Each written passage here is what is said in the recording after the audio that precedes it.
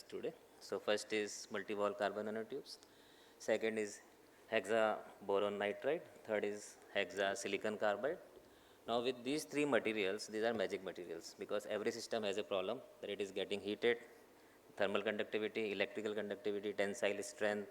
You don't have the what you can say cooling system is not working. So these are the major problems with aeroplane, cars, laser weapons, whatever you need. So now here we have highly anti-corrosive properties, high electrical conductivity, very superior chemical resistance, and we are able to solve the first one. We can do mass production of multi-wall carbon nanotubes at a very low price globally. Second and third, it is easily available in India, so we are not going into that.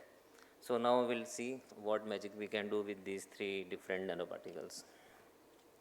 So now if you see that aeroplane when it flies in the height of 5 to 7 kilometers, there are super cooled water droplets in the range of minus 30 degrees. And these super cooled droplets just freeze on the surface of aircrafts. It will become ice and your aerodynamic efficiency is lost and you have a problem that you are not able to get the proper sensors. So we are using metallic heaters right now in aircrafts, and these heaters give you hot spots where you remove this icing problem.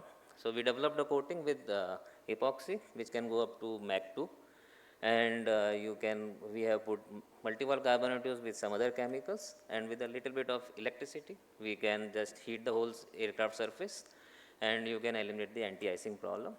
So we are working with DRDO on this. We have given the samples and hopefully it will be incorporated. So now laser weapon. The beauty of laser weapon is the biggest problem is cooling. When you generate so much of heat, your whole electronics will get fried. Now that much amount of heat you have to take it out, and right now what we understood, the Indian laser weapon system, they are using water cooling radiators. So if you use such an advanced system and use water cooling, then you will have a massive system sitting on a truck, and that is what you will see on the internet, what we saw the DRDO solutions. So now when we observe the Helios, what US is using, they are using paraffin wax based phase change materials. So now we studied that how what exactly is required, then we need two critical things which don't go together, that is high thermal conductivity and high latent heat. So you don't have those solutions. So with multi-wall carbon nanotubes and with few more chemicals, you can make very high thermal conductivity, extremely high, which can go up to 200, 300 with very careful nanoparticle engineering and paraffin wax like hexadecane and all. You can solve this. So this also we developed the solution and we offered it to defense that we can solve it and we can reduce the size of laser weapons and mount it on aircrafts or drones or ships. So this is one of the advanced solutions what is being used globally and people are working on it. You will not find this data online. So as there are a lot of defense teams available, so we thought let's showcase whatever is happening across the world. So now this is one of our personal favorite. When you are in minus 50 degrees Siachen and all, you have around 7 layers of jackets which you have to wear to survive, and it stops your movability. It creates a problem. It makes a lot of noise when you try to move around, and then you are just depending on passive heat, the heat what body is generating, and you are trying to retain that heat. So now we observe that with nanoparticles, with small amount of electricity, we can generate heat, and you can eliminate few layers of the jacket. And as you can see the second photograph, the third layer is the nanoparticle coated cotton, which with minimum amount of electricity can give you up to 20 to 30 degrees delta over the environment temperature. And you can, with less layers and less weight, you can be there at a very comfortable temperature. So this is already being used or being researched in US. So we offered this to defense and we are working on this project right now for defense through Ministry of Textile. So this is our favorite because till now you saw maximum chemistry. When we try to work on stealth, we have to work on maths, physics and chemistry, all three. This, we have not developed the sample. We are just working on chemistry and physics right now and maths as well. So the biggest challenge if you see in the market is B2 bomber and B2 bomber stealth. If you know that radar cross section area of B2 bomber is 0.001 meter square. That is the gold standard right now. So we started working on what are available materials. So the classic vanadium oxide, boron nitride nanotubes, silicon carbide.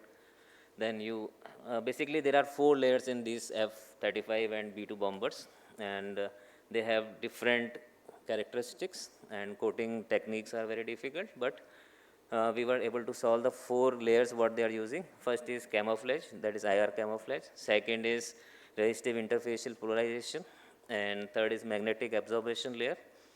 Fourth is dielectric matching structure and base. So in a very layman language, photon particles are coming at some frequency.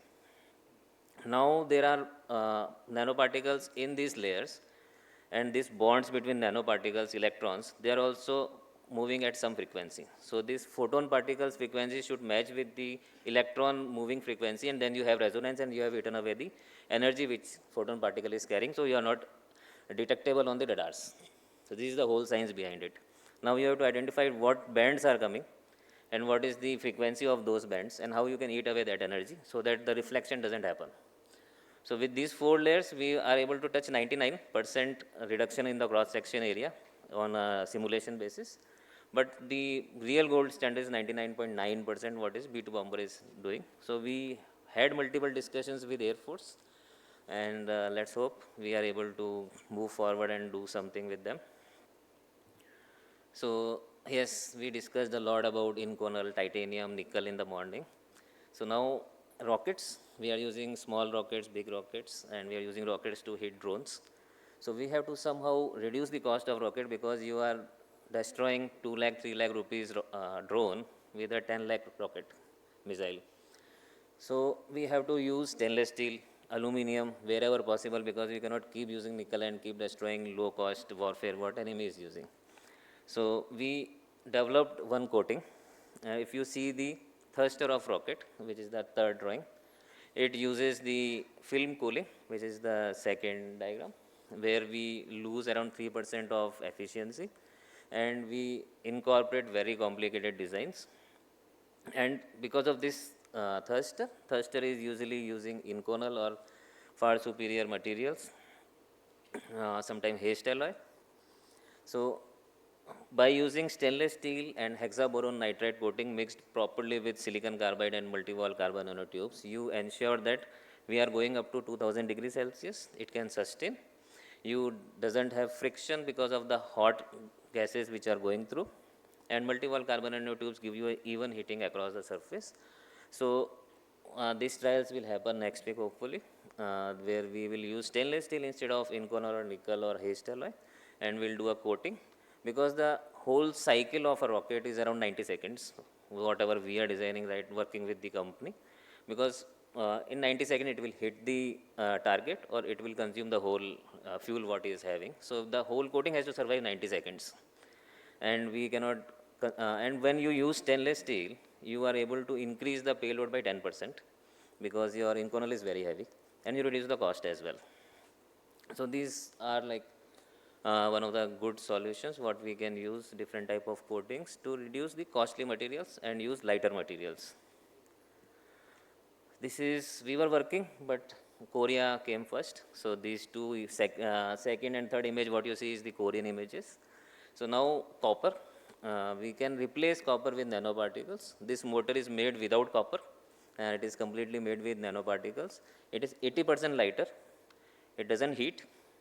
It uses less battery, and if you are able to use this motor in your Rustam, you can sincerely increase your payloads, and it can fly for a longer duration.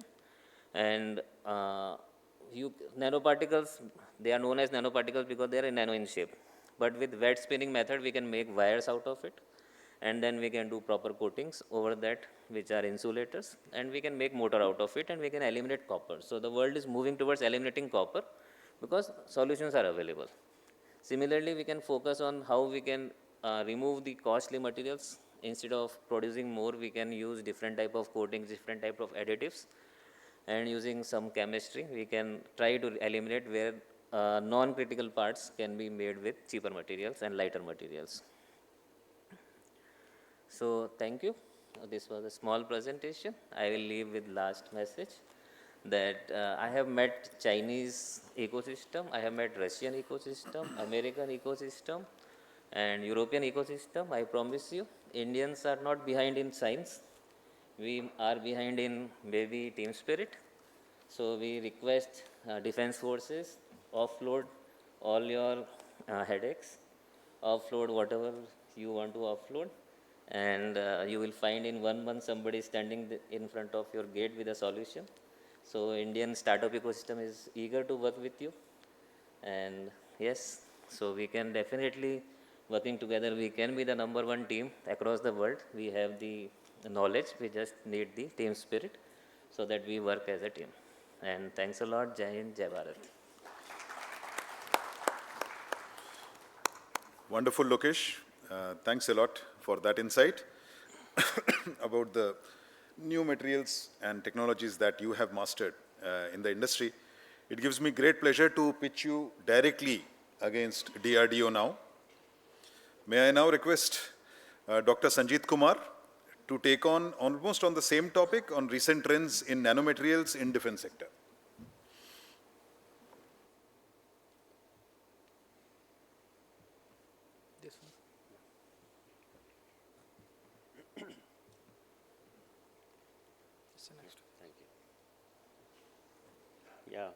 Good afternoon, everyone.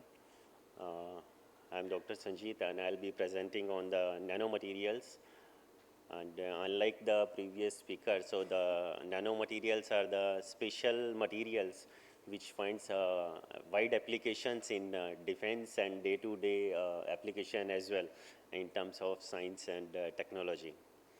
So my presentation outlines will be just fundamentals about nanomaterials and what are the strategic importance of these materials, how they contribute towards the strength when they are utilized in any kind of materials, and what are their applications, advanced applications, and also it is if the nanomaterials are used in the coatings, so what advantage we can get and what where it can be implemented in defense or in science and technology. And what are the challenges and how these can be manufactured, what are the process technology and which can be commercialized, what are the possibility and potential of these materials. So that one slide, and future trends followed by the conclusions. So nanomaterials, anything having dimensions less than 100 nanometers